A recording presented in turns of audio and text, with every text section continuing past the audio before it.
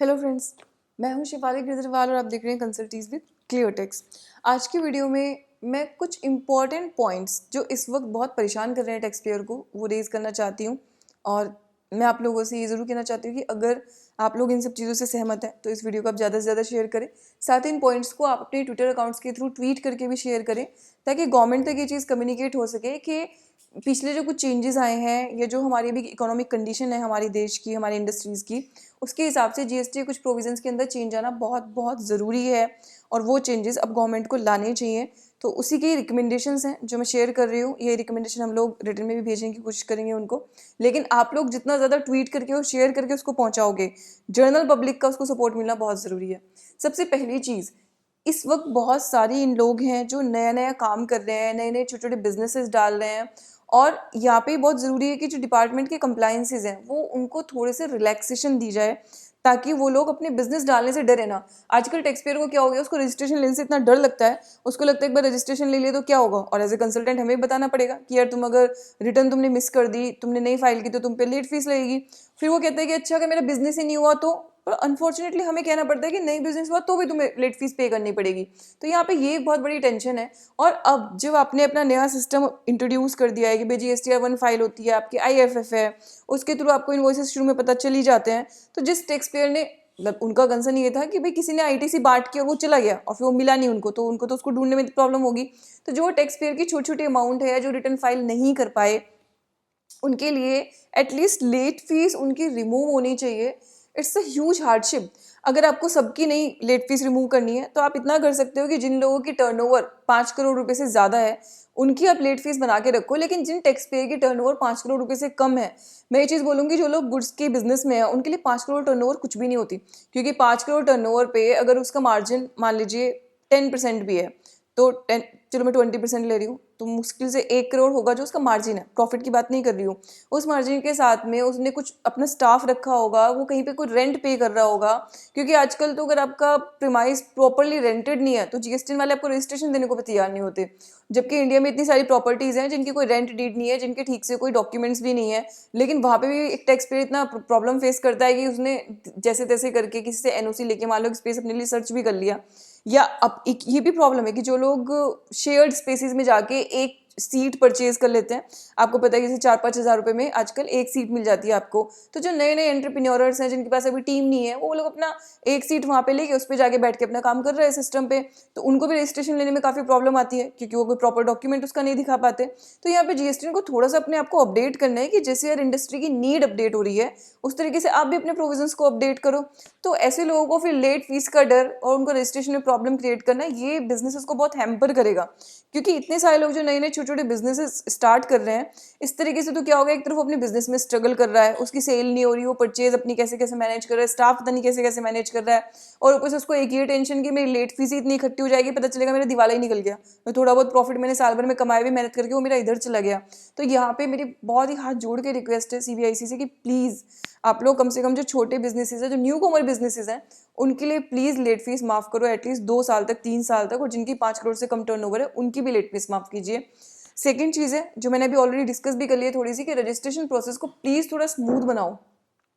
थोड़ा सा registration process को स्मूथ बनाना बहुत बहुत इंपॉर्टेंट है। और अब जब हम सिंक्रोनाइजेशन कर ही रहे हैं कि भैया सप्लायर अपना रिटर्न फाइल करेगा तो आप इनपुट टैक्स क्रेडिट दोगे, तो यहाँ पे फिर रजिस्ट्रेशन को इतना कंट्रोल करना, थोड़ा सा उसको एक आप थोड़ा सा मतलब एक फ्री हैंड दो कि जिन लोगों के पास कोई अपने घर के किसी कमरे में से ही मान लो अपना बिजनेस कर रहा है, अब जो लोग सोसाइटी में रहते हैं या कोई रेंट पे रहता है तो हो सकता है उनका जो लैंडलॉर्ड है उनको वैसे अलाउ भी ना करे कि आप इतना बड़ा बोर्ड लगाओगे, या उनको उतनी ज़्यादा फैसिलिटी ना मिल पाए। तो जो छोटे टैक्स पेयर, जो न्यू कमर्स हैं, जो स्टार्टअप्स हैं, उनके लिए एक स्कीम आनी चाहिए जहाँ पे गवर्नमेंट उनको बेनिफिट दे कि भैया अगर आप किसी शेयर्ड स्पेस से कर रहे हो, अपने घर में किसी से कर रहे हो, अपने किसी रिश्तेदार के कमरे में बैठ के कर रहे हो, राइट, जो आपसे हो सकता है रेंट ले भी ना रहा हो, आप पे फेवर करने के लिए आजकल बहुत सारे लोग एक दूसरे को सपोर्ट कर रहे हैं, तो उन लोगों का भी रजिस्ट्रेशन मिलना चाहिए। और अननेसेसरी विजिट उनके यहाँ पे जाके, और विजिट करने के बाद आप लोगों को पता है, मैं वो बिल्कुल भी इस वक्त मतलब यूट्यूब चैनल पे तो नहीं बोल सकती कि क्या उसका पर्पस होता है और क्या होता है। मतलब डिपार्टमेंट की अगर आप क्लीनिंग कर देंगे ना इस वक्त, तो डेफिनेटली बिजनेसेस बहुत अच्छे चल सकते हैं और इंडिया की इकोनॉमी बहुत ज़बरदस्त बूस्ट कर सकती है। क्योंकि बहुत लोगों ने जॉब छोड़ी और सब लोग इस वक्त कुछ ना कुछ नए आइडिया के साथ आ रहे हैं, पूरा का पूरा यूथ ऑफ इंडिया। तो उनको गवर्नमेंट की साइड से सपोर्ट मिलना बहुत बहुत इंपॉर्टेंट है।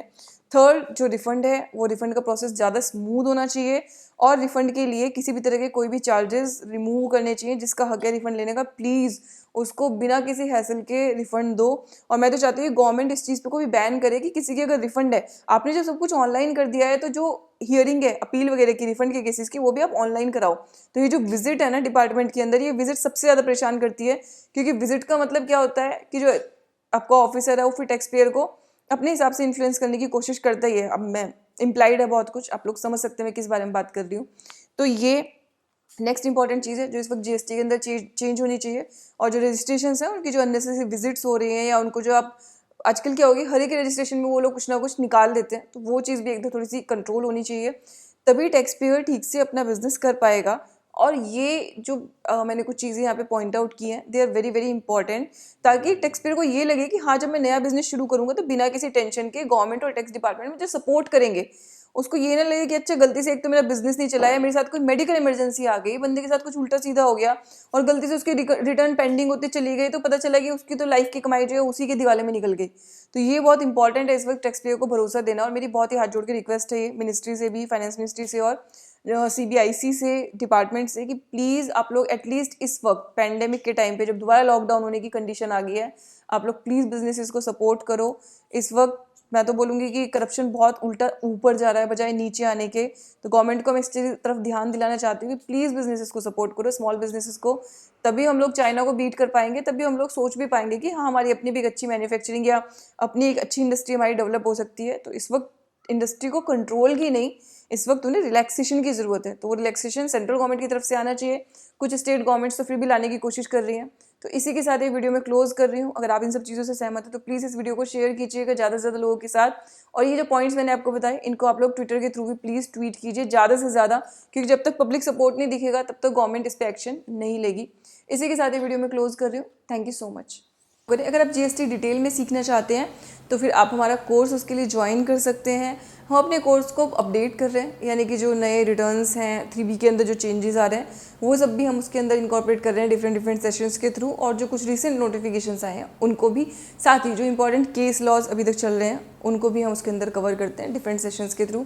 तो अगर आप डिटेल में सीखना चाहते हैं तो आप हमारा कोर्स ज्वाइन कर सकते हैं।